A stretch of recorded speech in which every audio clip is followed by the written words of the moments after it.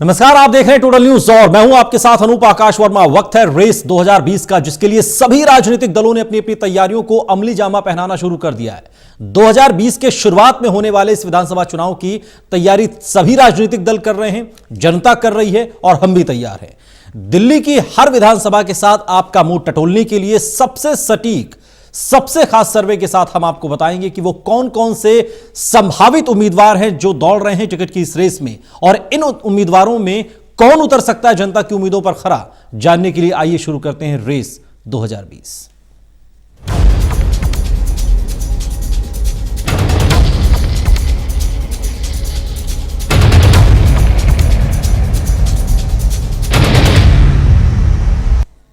तो रेस 2020 ये तैयारी है टिकट की, ये तैयारी है टिकट के उन दावेदारों की, संभावित उम्मीदवार बनने की। रेस शुरू हो चुकी है। विधानसभा चुनाव के मुहाने पर देश की राजधानी दिल्ली आकर खड़ी हो गई है। आज हम बात करेंगे पालम विधानसभा सीट की। बेहद खास पैनल इस वक्त इस डिबेट में जुड़ चुका है। उनका तारुफ आपसे करा दे। संजय श्रीवास्तव जी वरिष्ठ पत्रकार हमारे साथ जुड़ रहे हैं, सर बहुत बहुत स्वागत है। दजबल यादव जी हमारे साथ जुड़ रहे हैं, वरिष्ठ पत्रकार, सर आपका बहुत बहुत स्वागत है। और हमारे इनपुट एडिटर सुजीत कुमार जी भी हमारे साथ जुड़ चुके हैं, सर बहुत बहुत स्वागत है आपका। डिबेट को आगे बढ़ाएं, लेकिन इस रेस 2020 के लिए चूंकि सभी उम्मीदवारों ने अपनी एक तरीके से तैयारी शुरू कर दी है, एड़ी चोटी का जोर लगाना शुरू कर दिया है, और टोटल टीवी भी अपने इस चुनावी अभियान पर निकल पड़ा है। बारी है पालमपुर विधानसभा की। रिपोर्ट देखिए।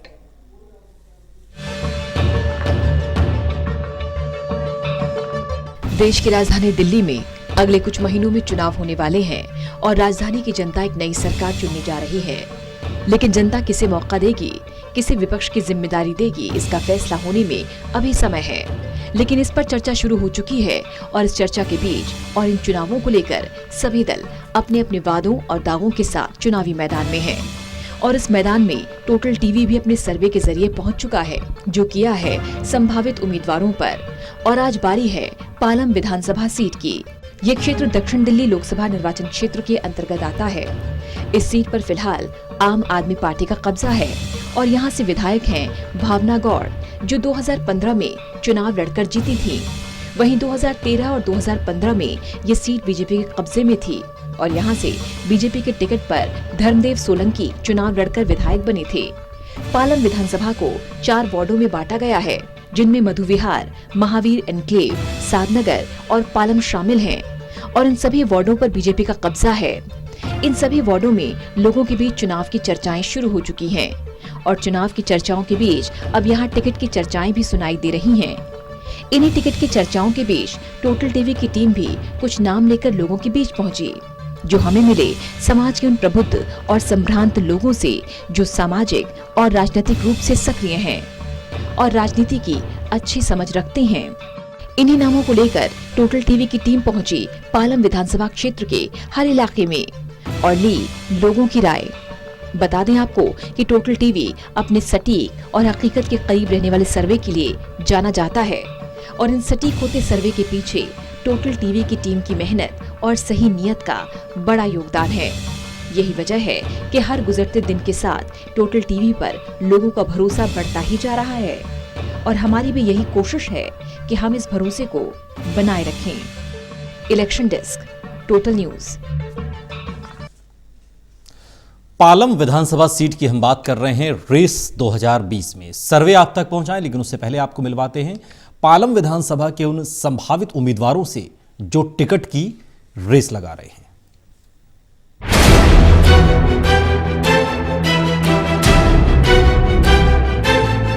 अगले कुछ महीनों में दिल्ली के विधानसभा चुनाव होने हैं, जिसके लिए सभी सियासी पार्टियों ने अपनी अपनी तैयारियां शुरू कर दी हैं।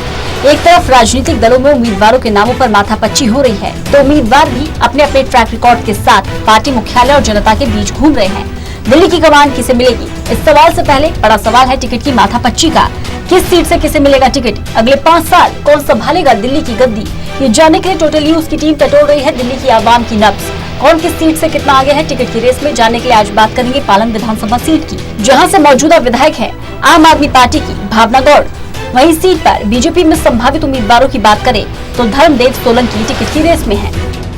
धर्मदेव सोलंकी ने 1971 में जनसंघ से राजनीति की शुरुआत की। 4 बार विधानसभा चुनाव जीतकर विधायक बन चुके हैं धर्मदेव सोलंकी 1993, 2003, 2008 और 2013 में चुनाव जीता और विधायक बने। बीजेपी में दूसरे संभावित उम्मीदवार हैं विजय पंडित, जो टिकट की रेस में हैं। वर्तमान में बीजेपी के महरौली जिला अध्यक्ष हैं विजय पंडित। 2019 लोकसभा चुनाव में दक्षिणी दिल्ली के सह प्रभारी के रूप में भूमिका निभाई। अब तक 4 बार जिला अध्यक्ष रह चुके हैं विजय पंडित। पालम बोर्ड से पूर्व निगम पार्षद भी रह चुके हैं। 3 बार दिल्ली नगर की स्थायी समिति के सदस्य रहे हैं। बीजेपी प्रदेश के उपाध्यक्ष भी रह चुके हैं विजय पंडित। बीजेपी में तीसरे संभावित उम्मीदवार हैं कुलदीप सोलंकी, जो इस चुनाव में अपनी किस्मत आजमाने जा रहे हैं। महरौली के बीजेपी जिला अध्यक्ष हैं कुलदीप सोलंकी। सादनगर वार्ड से 2 बार निगम पार्षद रह चुके हैं कुलदीप सोलंकी। दक्षिण दिल्ली से उप महापौर रह चुके हैं कुलदीप सोलंकी। बीजेपी में चौथे संभावित उम्मीदवार हैं पवन राठी, जो इस चुनाव में अपनी किस्मत आजमा रहे हैं। मधु विहार वार्ड से निगम पार्षद रह चुके हैं पवन राठी। दक्षिणी दिल्ली नगर निगम से भी पार्षद रह चुके हैं पवन राठी। वहीं आम आदमी पार्टी की बात करें तो संभावित उम्मीदवारों की रेस में पहला नाम है मौजूदा विधायक भावना गौड़ का, जो इस बार भी टिकट की रेस में है। पालम विधानसभा सीट से मौजूदा विधायक हैं भावना गौड़। आम आदमी पार्टी की महिला विंग की अध्यक्ष भी रही हैं भावना गौड़। आम आदमी पार्टी में दूसरे संभावित उम्मीदवार हैं रमेश सोलंकी मटियाला, जो इस चुनाव में अपनी किस्मत आजमा रहे हैं। दिल्ली आप यूथ विंग के अध्यक्ष हैं रमेश सोलंकी मटियाला। साउथ एमसीडी के पूर्व नेता विपक्ष रह चुके हैं रमेश सोलंकी। 2 बार से निगम पार्षद भी रह चुके हैं रमेश सोलंकी। आम आदमी पार्टी में तीसरे संभावित उम्मीदवार हैं विष्णु पंडित, जो टिकट की रेस में हैं। पूर्व निगम उम्मीदवार रहे हैं और टिकट की रेस में है विष्णु पंडित। वहीं कांग्रेस में संभावित उम्मीदवार की बात करें तो 2 संभावित नाम टिकट की रेस में दौड़ते नजर आए। पहला नाम है मदन मोहन दास का, जो इस चुनाव में अपनी किस्मत आजमा रहे हैं। 2015 का विधानसभा चुनाव लड़ चुके हैं मदन मोहन दास।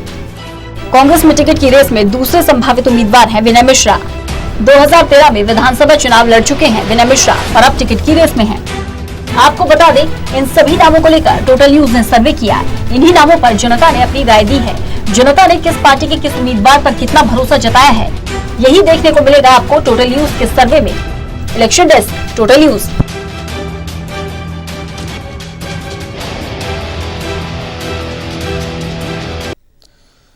तो पालम विधानसभा सीट की हम बात करेंगे और पालम विधानसभा सीट पर टोटल टीवी की टीम पहुंची। वहां के हर वार्ड में लोगों की राय ली है।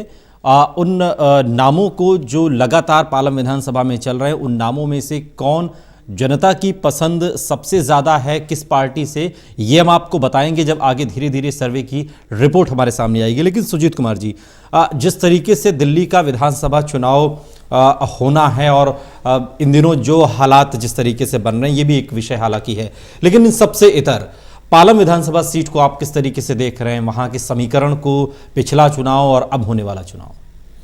देखिए, अभी जो मौजूदा हालात हैं आप देख ही रहे होंगे। नागरिकता संशोधन कानून को लेकर पूरे दिल्ली में जिस तरीके से माहौल बन रहा है और अलग अलग जगह विरोध प्रदर्शन, धरना और कई जगह हिंसक झड़पें भी हो रही हैं और ख़ास तौर से पुलिस से ही जो है भिड़ रही है पब्लिक, तो उसका असर विधानसभा चुनाव पर भी पड़ना तय है। क्योंकि जब भी इस तरह की कोई घटना होती है तो अगर हाल में चुनाव हो तो सीधे उसका असर पड़ता है और उसका फ़ायदा किसी न किसी दल को ज़रूर मिलता है। वो किसी को भी मिल सकता है इस चुनाव में। और जैसे कि आप देख रहे होंगे, जो विपक्षी दल हैं, ख़ास तौर से कांग्रेस अभी न केंद्र में है, न राज्य में है, न एमसीडी में है, तो उसके लिए जो है आप देख रहे होंगे कि सबसे ज़्यादा अगर उसके नेता इस कानून के विरोध में कहीं सक्रिय हैं तो वो हैं। और दूसरी बात, केंद्र और एमसीडी में बीजेपी है, तो उनके नेता कहीं ना कहीं शांति की अपील ही कर रहे हैं। और दिल्ली में आम आदमी पार्टी की सरकार है तो सीएम भी शांति की ही अपील कर रहे हैं। तो कहीं ना कहीं ज़्यादातर आप देखेंगे कि कांग्रेस के नेता इस मामले को लेकर आक्रामक हैं। यही वजह है कि आज राष्ट्रपति से भी मिलकर गुहार लगाई गई है कि जो हालात बन रहे हैं देश में उसको संभाला जाए और लोगों की बात सुनी जाए। तो एक तो ये है। दूसरी बात, पालम की अगर हम बात करेंगे तो पालम भी दिल्ली का ही हिस्सा है, वहाँ पर भी इसका असर देखने को मिलेगा। और मौजूदा समय में अगर आप देखें, वहाँ आम आदमी पार्टी की विधायक हैं भावना गौड़। भावना गौड़ अपने इलाके में आपने देखा होगा कि अभी तस्वीरें जो हम देख रहे थे जब हमारी टीम वहाँ पर सर्वे के लिए गई थी, तो सड़कों की हालत अच्छी नहीं है। सड़कें खराब हैं, वहाँ पर आपने देखा होगा सड़कों पर पानी भी भरा है जो लोगों के घरों से निकलता है, सीवर नहीं है या सीवर हैं तो ठीक नहीं है, और पानी की पाइपलाइन कहीं कहीं बिछ रही हैं, तो उसको लेकर भी लोगों को दिक्कत है। जहाँ बिछी हुई है वहाँ पानी नहीं आ रहा है ठीक से। ठीक है। तो भावना गौड़ के लिए यहाँ पर काफ़ी जो है दिक्कतों का उनको सामना करना पड़ सकता है, क्योंकि वो मौजूदा विधायक हैं और लोगों में नाराज़गी है। और कई इलाकों में जब हमारी टीम गई थी तो वो महिला हैं और विधायक भी हैं, तो महिलाओं में भी उनको लेकर नाराजगी देखने को मिली, जो हालांकि कम महिला देखने अध्यक्ष को भी रही आम आदमी पार्टी की। आम आदमी पार्टी की महिला इकाई की अध्यक्ष भी रही हैं, और वहाँ पर महिलाओं की नाराजगी भी उनके प्रति देखने को मिली है। अब देखना होगा कि पार्टी इस नाराजगी को किस तौर पर लेती है, या जो उन्होंने इलाके में कामकाज किया है या जो नहीं किया। और ये भी कहा जाता है कि सीएम भी जो है बहुत कम उस इलाके में गए हैं बाकी इलाकों के मुकाबले, तो वो भी देखना होगा कि अब पार्टी जो है भावना गौड़ के कामकाज को या उनके परफॉर्मेंस को किस तरह से लेती है। ददीवल जी, आप किस तरीके से देख रहे हैं? एक तो ये जो हालात इन दिनों हुए हैं, और फिर राहत इंदौरी तो कह गए, कहा उन्होंने कि जो है सरहदों पर तनाव है, पता तो करो चुनाव है। दिल्ली में भी कमोवेश जो तनाव बना हुआ है, और इसके बीच ये चुनाव, और इस चुनाव के बीच टिकट की ये दावेदारी, क्या ये तीनों चीज़ें एक दूसरे से जुड़ रही हैं? देखिए, चुनाव में इस तरह की चीज़ें अपना मायने तो रखती हैं, लेकिन आज की तारीख में वोटर जो है वो बहुत समझदार हो गया है, और इसीलिए आप देखिए कि आखिरी क्षणों तक कई बार नब्ज का पता नहीं चल पाता है, और सोचते कुछ हैं और रिजल्ट आता कुछ है। ये जाहिर है कि जैसा सुजीत जी कह रहे थे कि चुनाव सिर पर है, तो हर कोई अपने अपने दांव खेल रहा है इस नागरिकता संशोधन अधिनियम की आड़ में। और जैसा 2-3 दिन पहले हुआ ओखला और साउथ दिल्ली में जामिया और उधर के इलाके में, जिस तरह से कुछ पार्टी के नेता भी उसमें बड़ा सक्रिय भाग ले रहे थे बढ़ चढ़ करके, वो वीडियो फुटेज आप लोगों के सामने सबके आ चुके हैं, सार्वजनिक हो चुके हैं, पुलिस ने गिरफ्तारियां भी कर ली हैं, मुकदमे भी दर्ज कर लिए हैं। लेकिन जो कुछ हो रहा है इसका असर दिल्ली में सीधा सीधा दिख रहा है, इसलिए कि दिल्ली और झारखंड में इस समय चुनाव है, 2 जगहों पर इसका सीधा असर पड़ रहा है। झारखंड में करंट में इलेक्शन हो रहा है, अभी एक फेज का इलेक्शन बाकी है, और दिल्ली में जो है इलेक्शन होना है, जल्द ही इलेक्शन के मुहाने पर खड़ा है। तो ये मायने रखता है। इसमें जो दांव पेच चले जा रहे हैं, जो नारेबाजी और धरना प्रदर्शन, कल प्रियंका गांधी भी जाकर इंडिया गेट पर धरने में बैठी, कोई ये समझाने की कोशिश नहीं कर रहा है कि सिटीजनशिप अमेंडमेंट एक्ट जो है, इसमें किसी तरह के हिंदुस्तानी किसी भी फिरके के व्यक्ति को घबराने की ज़रूरत नहीं है। किसी की ना नागरिकता खतरे में है, ना किसी तरह की कोई दिक्कत है। और सिटीजनशिप को लेकर के समय समय पर इस तरह के संशोधन पिछली सरकारें भी करती रही हैं, और आगे भी ज़रूरत के मुताबिक होता रहेगा। इस बात को कोई नहीं बता रहा है बनिस्बत भारतीय जनता पार्टी के।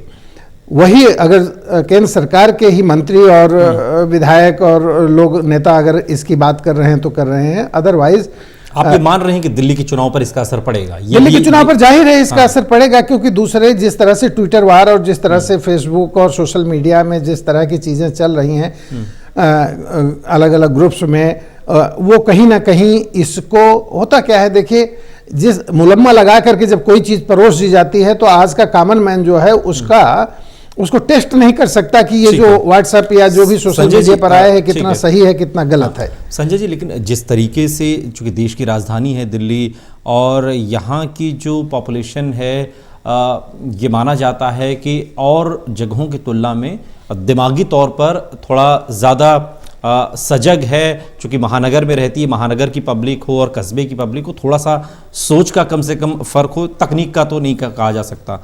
क्या फिर भी ये चीज़ें क्या पोलराइज करती हैं जिस तरीके के हालात? और अब जब चुनाव दिल्ली में भी होने हैं, और दिल्ली में चुनाव से पहले इस तरीके की स्थिति, लग रहा है कि इसका भी कुछ असर रहेगा, इससे भी दिल्ली का चुनाव अछूता नहीं रहेगा, और पालम जैसी सीट जो कि दिल्ली के बॉर्डर इलाके में आती है। देखिए, जो भी क्रियाएं होती हैं उनकी प्रतिक्रिया कुछ ना कुछ तो होती है। तो ये कहना कि असर बिल्कुल नहीं होगा इसका, ये तो बेमानी बात होगी। कुछ तो असर होगा, लेकिन कुछ बातों का ख्याल रखें। एक तो ये कि ये बहुत अर्ली है, अभी चुनाव घोषित होंगे, उसके बाद और भी समय गुजरेगा, और अब जनता की याददाश्त उतनी किसी एक चीज़ पर नहीं, सरकारें भी नहीं चाहती और जनता भी इसके लिए बहुत अभ्यस्त नहीं है। सरकारें भी नहीं चाहती कि एक इशू पर बहुत दिनों तक चीज़ चले, वो कुछ और नया वितंडा खड़ा कर देंगे, कुछ और चीज़ों में उलझा देंगे लोगों को। तो हो सकता है जब तक चुनाव हो तब तक कुछ और चीज़ें आ जाए। ठीक है, एक चीज़ तो ये है। दूसरी बात है कि ये एक इस तरह का मुद्दा है जो अब फैला इसलिए तरह गया हिंदू मुसलमान और तमाम चीज़ों पर, या नागरिकता और इसके, तो ये पूरी एक देशीय और उस पर लेकर के मुद्दा है, राष्ट्रीय स्तर का मामला है। इसको विधानसभा के चुनाव पर खड़ंजे ईंटा और पानी और इसके साथ बहुत ये लोगों को समझना होगा, ये नहीं मेल नहीं खाता उतना। हाँ, अब जो पहले से पोलराइजेशन है, चाहे धर्म के नाम पर, जाति के नाम पर, क्षेत्र के नाम पर, वो पोलराइजेशन, वो ध्रुवीकरण तो दिखेगा ही, वो वैसे भी दिखता, इससे थोड़ा सा और शार्प हो जाएगा। ओके, एक आधा प्रतिशत मान लीजिए, कुछ अगर गणितीय उसमें कहा जाए विवेचन में, तो थोड़ा सा और शार्प हो जाएगा। लेकिन वही देखना होगा कि समय के साथ ये कितना असर डालता है, और गहराता है या धुंधला पड़ता है। सब ज्यादा असर अपने क्षेत्र में, पालम में जो डालेगा वो है कामकाज वहाँ का, और अभी तक का जो 5 साल तक जो भावना गौड़ ने, विधायक ने जो काम किया है वो ज्यादा असर डालेगा। और उसमें अभी कुछ कोर कसर, क्या बहुत कसर है, जिस तरह काम होना चाहिए वो जमीन पर जा करके जो संवाददाता देखते हैं और लोग मीडिया में छपता है, वैसे भी देखा जाए तो बहुत असलियत है कि वो काम नजर उस तरह नहीं आता है। ठीक है, निश्चित तौर पर एक समय सीमा होती है, बहुत बड़ा है। जब इतने सालों तक रह करके धर्म सिंह सोलंकी करीब 22-24 साल तक वो वहां पर रहे हैं, तब भी उस तरह के काम छूट गए। तो अब 5 साल में ये नहीं कहा जा सकता कि सारे काम पूरे हो जाएंगे, लेकिन उसके बावजूद जनता तो मांगती है, काम वो देखना चाहती है, तो इसलिए वहां काम चाहिए। और वैसे समीकरण, राजनीतिक समीकरणों की बात कर लें तो वही बात है कि यहाँ पर जो भाजपा और इसके साथ आपके साथ मुकाबला है, और जो भी है कांग्रेस तीसरे नंबर के लिए लड़ेगी, और उसके अलावा उसके पास कोई विकल्प नहीं। ठीक है, तो हम पालम विधानसभा सीट की बात कर रहे हैं। रेस दिल्ली विधानसभा चुनाव 2020, संभावित उम्मीदवारों का ओपिनियन पोल।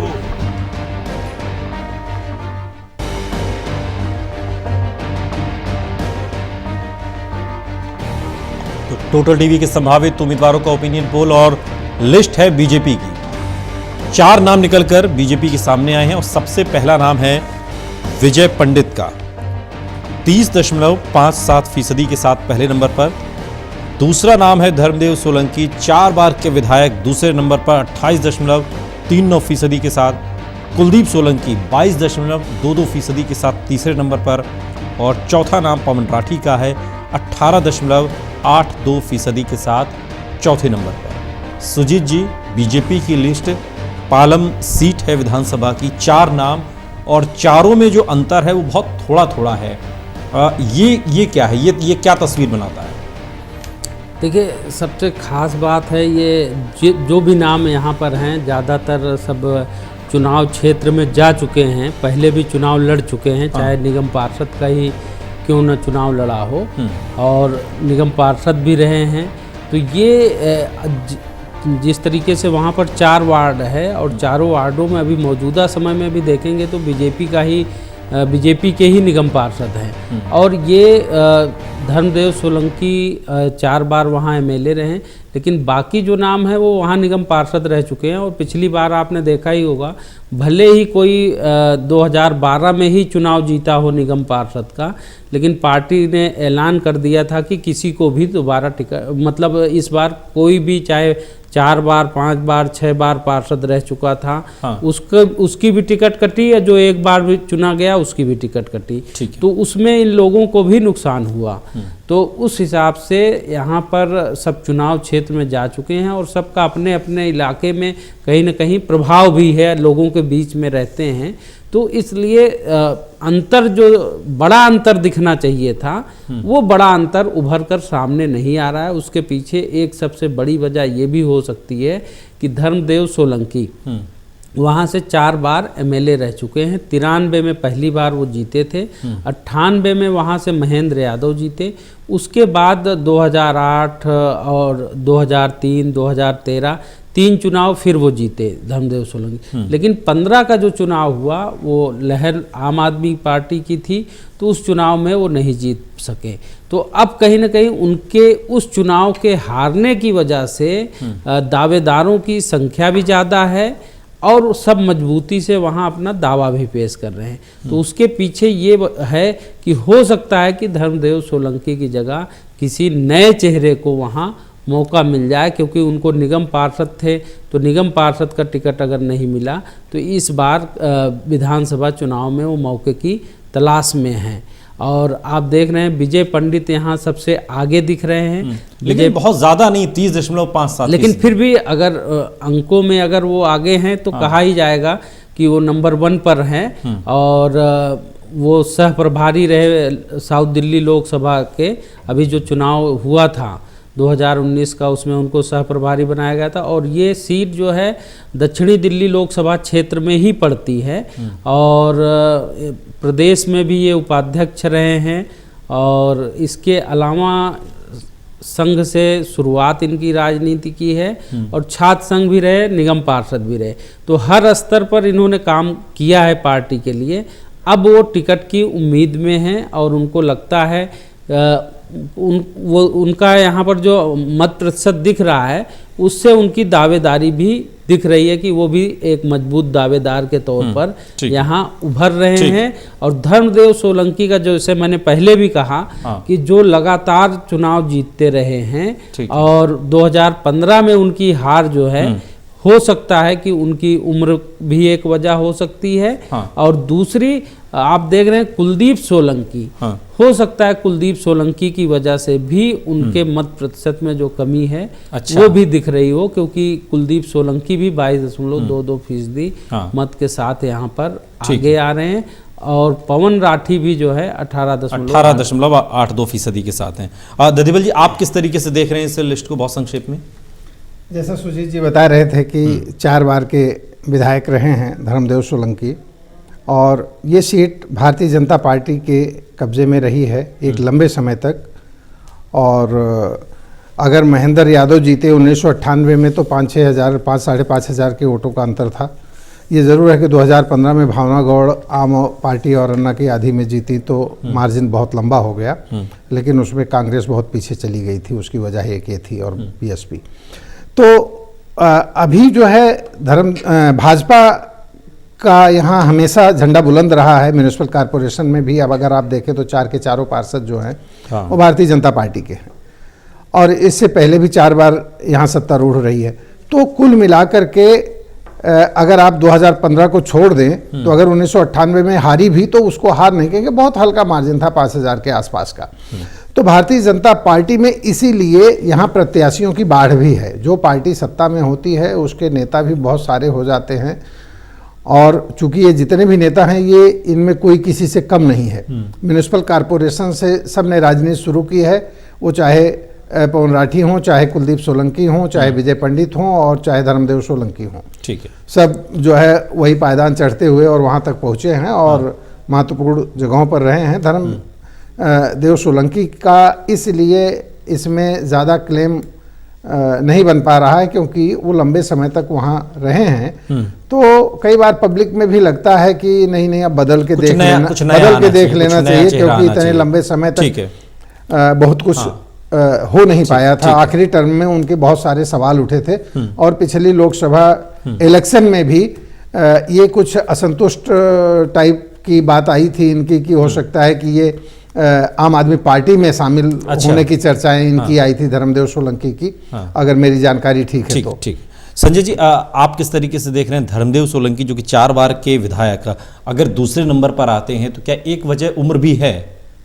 देखिए, धर्मदेव सोलंकी 4 बार के विधायक और उस क्षेत्र में लगातार काम करना, और दूसरी बात तीसरी बात ये कि सोलंकी फैक्टर जो है वो वहाँ बहुत काम करता है। सोलंकी राजा ने उसको बसाया था पूरे इलाके को, और वैसे भी एक होता है किसी स्थान का किसी जातिगत नाम के साथ चलता है। सोलंकी वहाँ पर ज़्यादा पॉपुलर एक नाम है।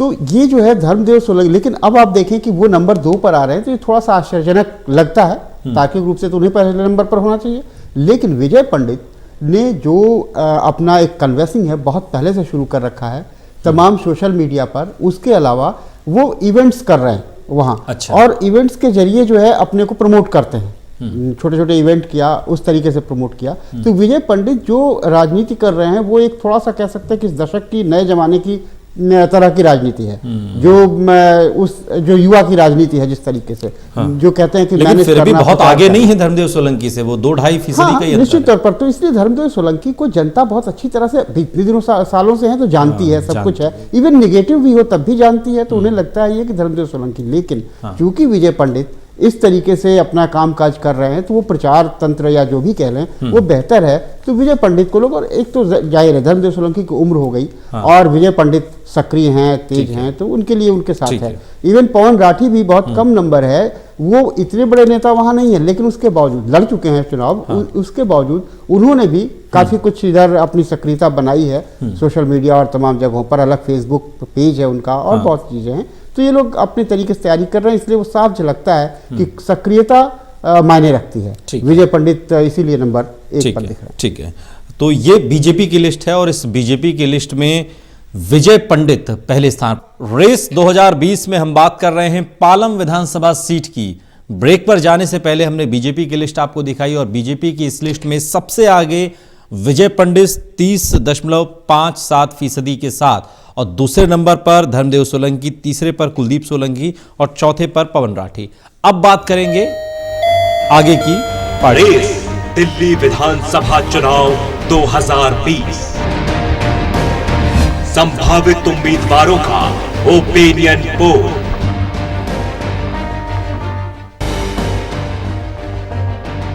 टोटो टीवी के ओपिनियन पोल में संभावित उम्मीदवार आम आदमी पार्टी पालम विधानसभा सीट भावनगर 52.13% के साथ पहले नंबर पर, रमेश सोलंकी मटियाला दूसरे नंबर पर 37.93%, विष्णु पंडित 9.94% के साथ तीसरे नंबर पर। 3 नाम हमें मिले हैं आम आदमी पार्टी से पालम विधानसभा सीट पर जो सुर्खियों में हैं, जिनका मत फीसदी इतना है कि उन्हें लिस्ट में जगह दी जा सके, और जो मोर्चा मारती हुई नजर आ रही वो हैं सिटिंग एमएलए भावना गौड़। सुजीत कुमार जी, किस तरीके से देख रहे हैं आप आम आदमी पार्टी की ये लिस्ट? भावना गौड़ सिटिंग एमएलए 52.13% के साथ पहले नंबर पर। देखिए, भावना गौड़ के बारे में मैंने जैसे कार्यक्रम के शुरुआत में ही कहा था कि जो वहाँ पर सड़कों की हालत है, पानी की आपूर्ति का मसला हो, तो ये काफ़ी उनके पक्ष में नहीं है। लोगों को भी ये लगता है कि अगर एमएलए वहाँ पर ज़्यादा सक्रिय होती तो हो सकता है कि वहाँ के लोगों को जो परेशानी झेलनी पड़ रही है वो ना झेलनी पड़ती। तो और उसका यहाँ पर असर भी दिख रहा है। भावना गौड़ को 52% ही मत मिल रहे हैं, क्योंकि आपने देखा होगा कि बाकी जो आम आदमी पार्टी के एमएलए हैं और जिन्होंने अच्छा काम किया है, उनका अपना प्रभाव आपको देखने को मिला होगा कि अच्छे अंक उनको मिले हैं, मत प्रतिशत जनता ने उन पर भरोसा जताया है। लेकिन पालम की बात करें तो भावना गौड़ पर उस तरीके से भरोसा लोग नहीं जता रहे हैं जैसे कि पहले कुछ एमएलए को देखने को मिला है। उनके मुकाबले अगर भावना गौड़ की तुलना करेंगे तो कामकाज उनकी जो कार्यशैली है उसकी वजह से वो आम आदमी पार्टी के मतदाताओं और समर्थकों में उतनी पसंदीदा नहीं बन पाई। लेकिन फिर भी पहले नंबर पर हैं।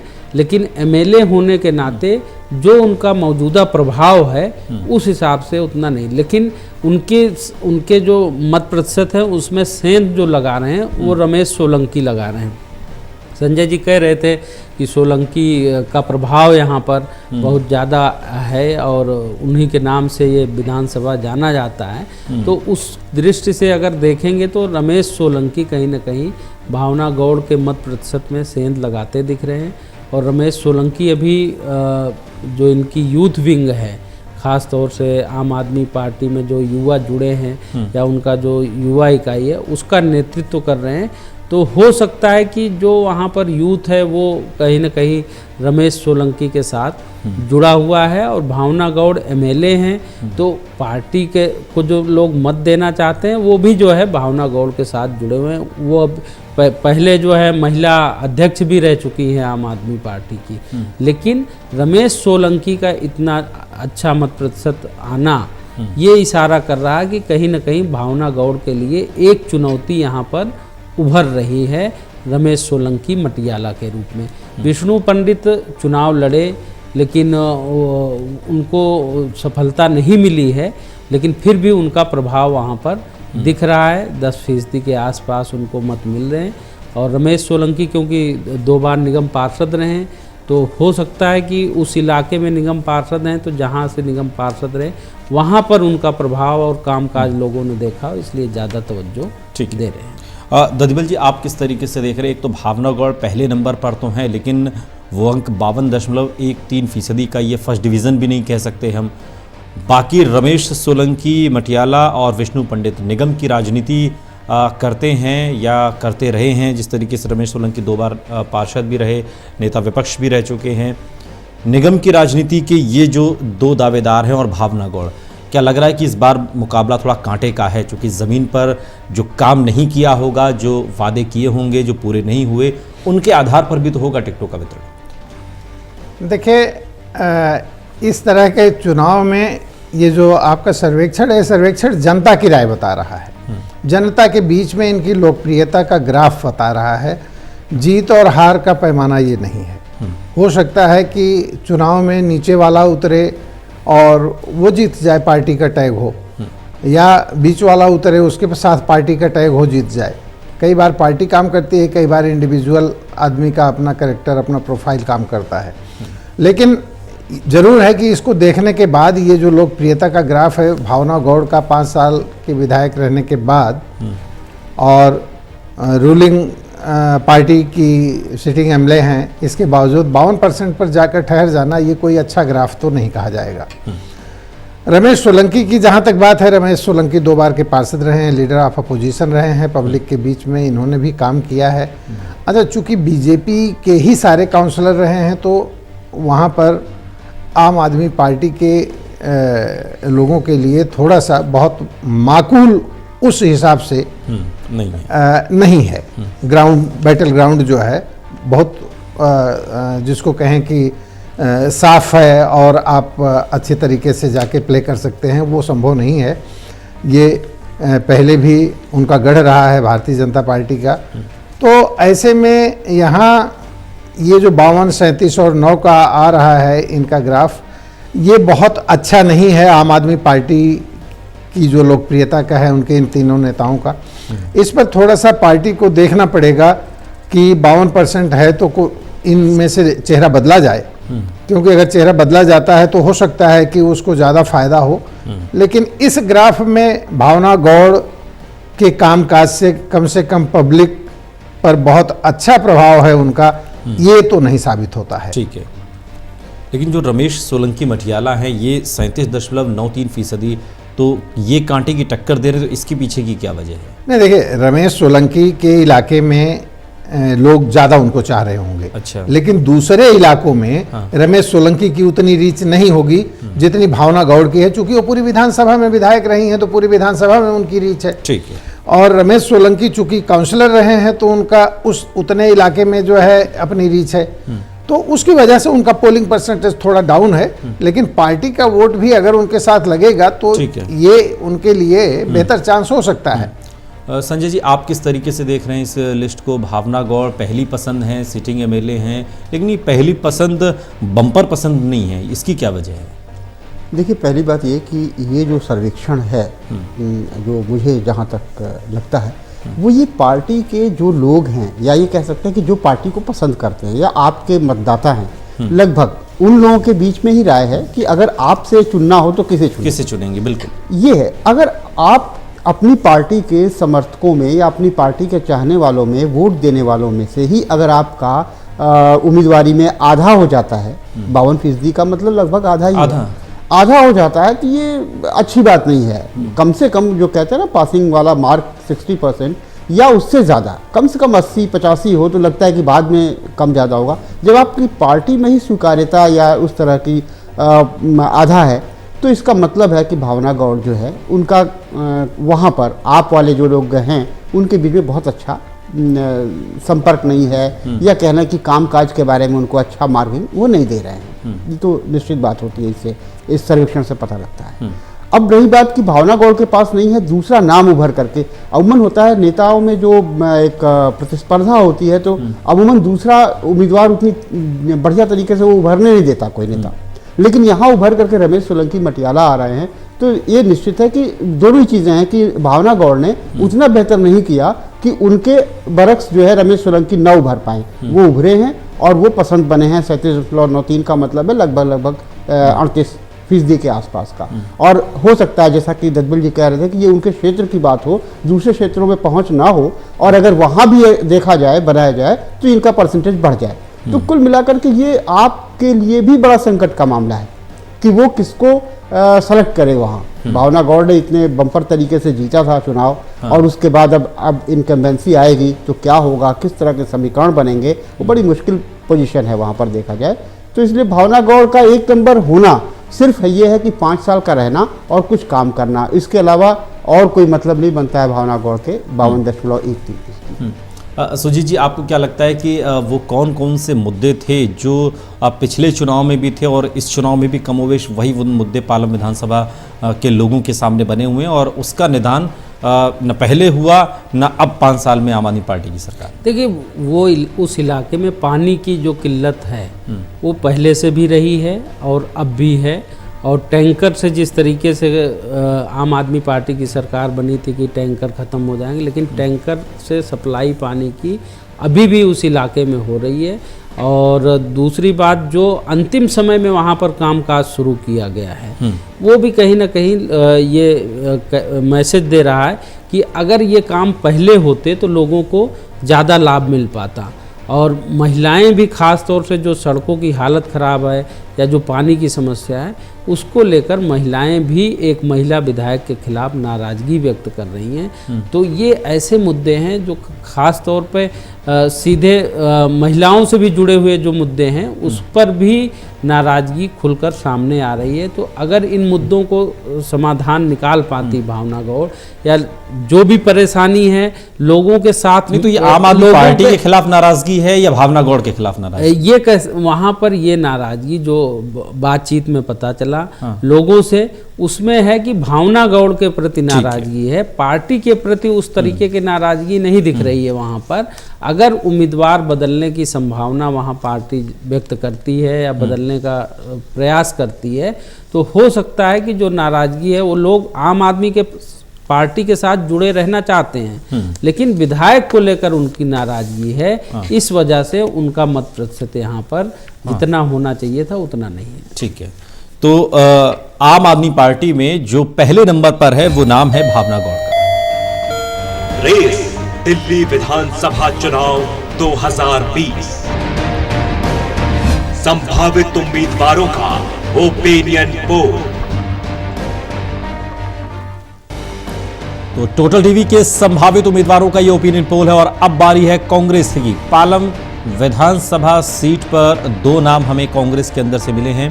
60% पसंद है मदन मोहन दास की पहले नंबर पर, और 40% के साथ कांग्रेस के दूसरे या यूं कहें कि आखिरी संभावित उम्मीदवार विनय मिश्रा 40% के साथ। सुजीत जी, 2 ही नाम मिले कांग्रेस के, और इन दोनों नामों में बड़ा सीधा सीधा सा 60 और 40 का मत फीसदी है इनका पसंद किए जाने का। मदन मोहन दास 60%, यानी कि फर्स्ट डिवीज़न एक तरीके से कहा जाए तो लोग पसंद करते हैं, और विनय मिश्रा को 40%। देखिए, मदन मोहन दास जो है 2013 में जब उन्होंने लोकसभा विधानसभा का चुनाव हुआ तो बीएसपी से चुनाव लड़े 2013 में, और वो शायद कांग्रेस से भी प्रयास कर रहे थे, लेकिन कांग्रेस से टिकट नहीं मिला तो बीएसपी से चुनाव लड़े और अच्छा मत ले आए। वहाँ पर विनय मिश्रा 2013 में कांग्रेस के उम्मीदवार थे, वो मदन मोहन से पीछे चले गए थे 2013 में।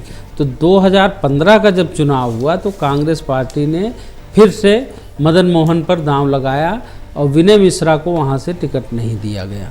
तो इस वजह से मदन मोहन, आज भी आप देखेंगे कि मदन मोहन का जो अपना वहाँ वोट बैंक है वो कहीं ना कहीं यहाँ प्रभाव छोड़ता दिख रहा है। यही वजह है कि वो पहले नंबर पर आ रहे हैं और विनय मिश्रा अभी भी दूसरे नंबर पर, हालांकि उनको एक ही चुनाव लड़ने का मौका मिला है और वो 40% के साथ दूसरे नंबर पर आ रहे हैं।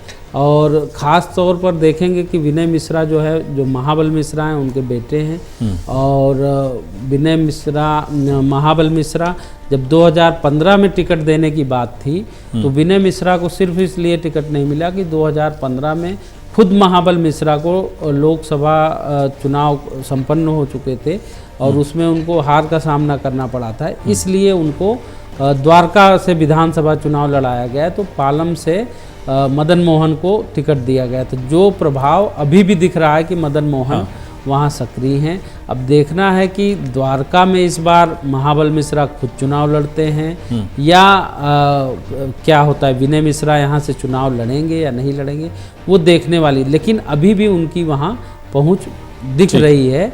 अब सवाल यही है कि दो ही उम्मीदवार हैं और दोनों में से पार्टी को चुनना है कि किस पर दांव लगाएगी, क्योंकि महाबल मिश्रा आपने देखा होगा कि वहाँ से निगम पार्षद भी रहे, उस क्षेत्र से विधायक भी रहे, सांसद भी रहे, तो उनका एक अपना प्रभाव है। अब वो पार्टी को तय करना है कि इन दोनों में से किस पर दांव लगाना है। अगर महाबल मिश्रा चुनाव मैदान में उतरेंगे तो फिर विनय मिश्रा का यहाँ से चुनाव लड़ना थोड़ा सा मुश्किल होगा। आप किस तरीके से देख रहे हैं यादव जी, चूंकि दो ही नाम है, एक मदन मोहन दास जो बीएसपी से फिर कांग्रेस में आए और कांग्रेस में आने के बाद अपनी मौजूदगी का उन्होंने एहसास कराया जनता के बीच, जो उन्हें जिस तरीके से मत मिले।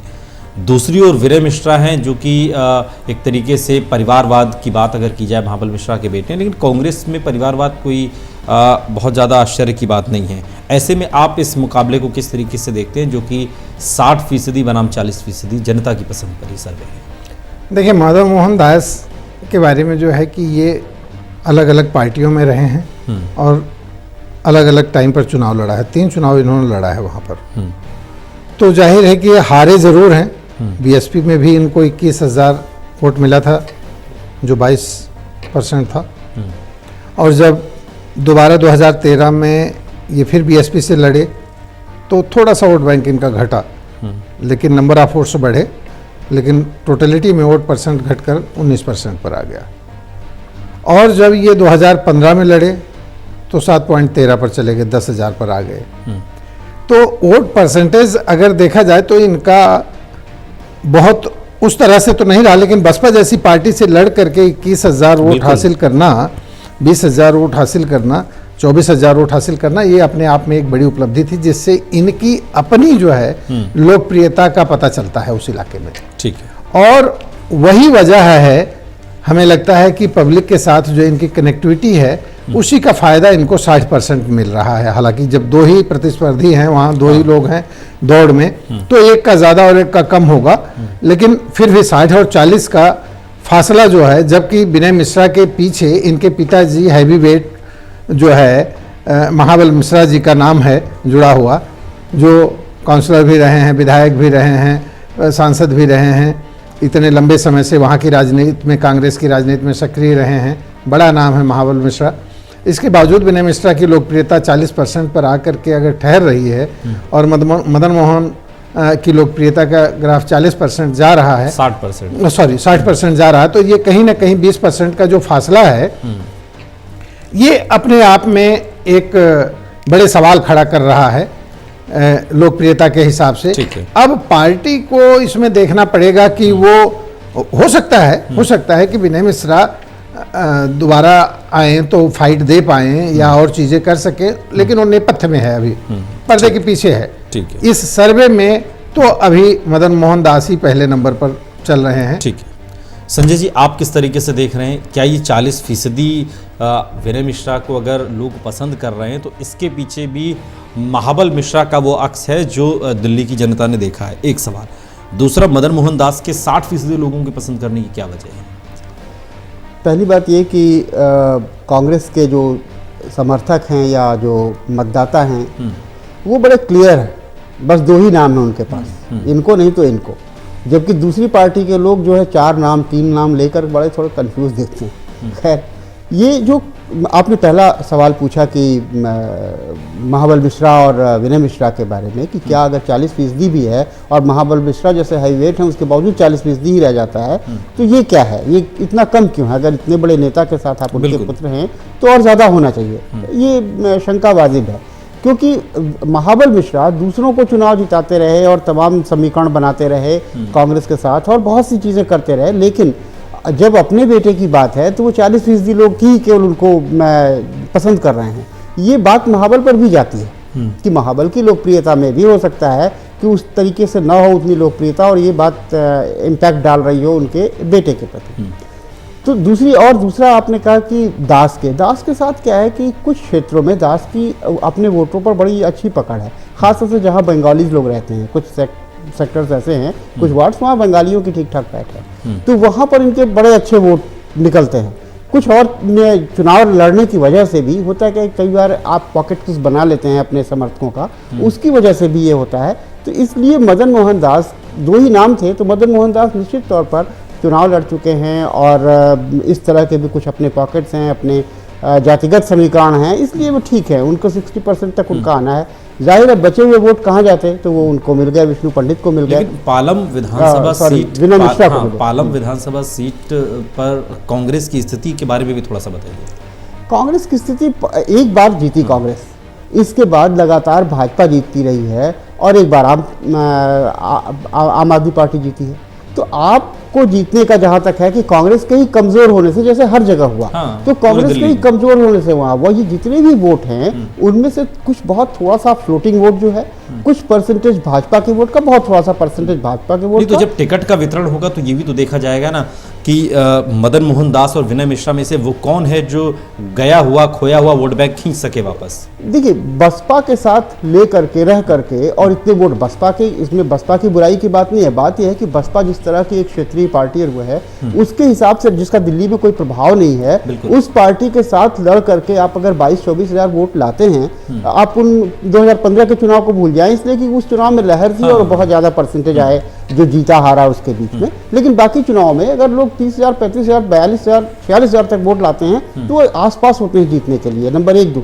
अगर कोई इतना वोट ले आता है तो निश्चित तौर पर उसकी कहीं ना कहीं जन स्वीकार्यता है, उसके पास मतदाता हैं, क्योंकि केवल पार्टी के नाम पर नहीं ला रहा है, वो निश्चित तौर पर अपने नाम पर भी उसके कुछ वोट हैं, उसके कुछ काम हो या उसकी एक व्यक्तित्व हो, वो ला रहा है। इसलिए आप कह सकते हैं कि दास को इतने परसेंटेज वहाँ भी मिल रहे हैं और वैसे भी वेटेज है। लेकिन टोटलिटी में कांग्रेस को देखा जाए, कांग्रेस इस तरह कभी प्रदर्शन नहीं कर पाई जो बहुत कह सकते हैं कि धुआंधार प्रदर्शन हो, लगे कि वो जीत रही है तो बड़े मार्जिन से जीत जाए, ऐसा कुछ नहीं है कांग्रेस के साथ वहाँ पर। तो और कांग्रेस तभी वहाँ कुछ अच्छा बेहतर कर सकती है अगर मान लीजिए जदयू आ जाता है, इसी में बीएसपी अपना उम्मीदवार खड़ा कर देती है, इसके अलावा कुछ और पार्टियां थोड़ा बहुत प्रदर्शन कर दें, 1000-1200 वोट भी अगर ले जाएं तो वो सब वोट इन्हीं से खींच करके जाएंगे। तो इसलिए जो है कांग्रेस के लिए बहुत टफ रहा है, बहुत कठिन रहा है ये, और उसमें दास के लिए बेहतर है, थोड़ा जो मार्जिन दिख रहा है वो उनके लिए है। महाबल के लिए केवल यही है कि महाबल मिश्रा के बेटे के लिए कि वो पूर्वांचल के जो वोट हैं, बिहार है, उत्तर प्रदेश है, इवन वहाँ बहुत मैथिल, सब मिला जुला के सबको पूर्वांचली कहते हैं, तो वो अब परसेंटेज बढ़ा है वहाँ पर, तो थोड़ा फायदा कांग्रेस को मिल सकता है, लेकिन इतना जीतने के लिए काफी नहीं। जीतने के लिए काफी नहीं। दास की पत्नी जो है ये भी म्युनिसिपल काउंसिलर रही हैं 2 टर्म, तो मुझे लगता है कि उनका वोट भी जो है इनके साथ कहीं ना कहीं जुड़ रहा है, उनकी लोकप्रियता जुड़ रही है, जिसकी वजह से ये 60% पर जा रहे हैं, वो भी एक बड़ा कारक हो सकता है। ये भी एक बड़ा फैक्टर है। और अगर टिकट मिलता है मदन मोहन दास को, तो जब वोट मिलने होंगे तो उसमें भी पत्नी का सहयोग यादव जी रहेगा, जाहिर है। हाँ, तो ये तो बात हुई आज पालम विधानसभा सीट की, जिसमें बीजेपी से विजय पंडित सबसे आगे, आम आदमी पार्टी से भावना गौड़ सबसे आगे, और कांग्रेस के उम्मीदवार के तौर पर मदन मोहन दास ये इस रेस में फिलहाल सबसे आगे नजर आ रहे हैं। बहुत बहुत शुक्रिया संजय श्रीवास्तव जी आपका, दिलवल यादव जी आपका भी, और सुजीत कुमार जी आपका बहुत बहुत शुक्रिया। तो ये तो बात हुई पालम विधानसभा सीट की। कल फिर हाजिर होंगे किसी और विधानसभा सीट का सूरत हाल लेकर और समझने की कोशिश करेंगे कि वहां पर इन तमाम सियासी दलों में किस पार्टी से कौन सा उम्मीदवार टिकट की रेस में आगे चल रहा है, कौन उम्मीदवार पीछे चल रहा है। तब तक के लिए दीजिए इजाजत, देखते रहिए टोटल न्यूज।